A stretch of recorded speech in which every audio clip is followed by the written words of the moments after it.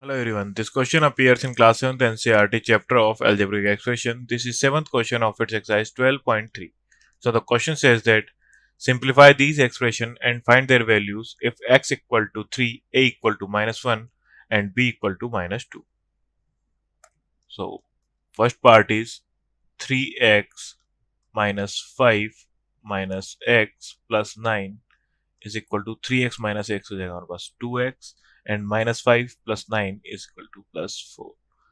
यहाँ पे value put कर देंगे हम. पुट x इक्वल टू हमें वैल्यू गिवन है 3, so 2 into 3 plus 4 is equal to 6 plus 4 is equal to 10.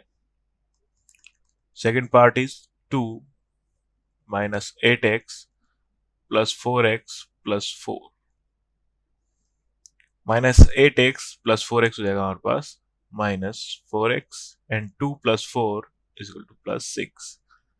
Put x की वैल्यू हमें गिवन है x equal to 3, so -4 into 3 plus 6 is equal to -4 plus 3 -12 plus 6 is equal to -6.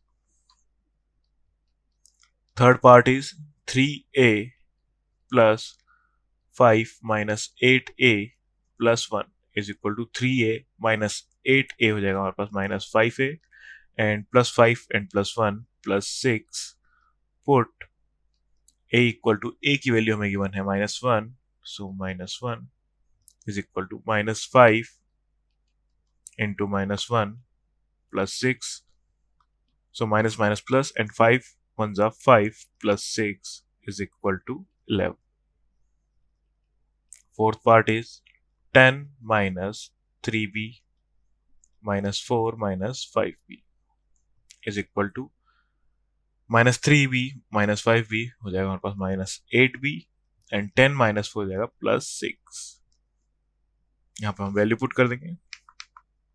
Put b equal to b की value हमें given है -2, b equal to -2, so -8 into -2 plus 6 is equal to 8 2s are 16 and minus minus plus, so 16 plus 6 is equal to 22.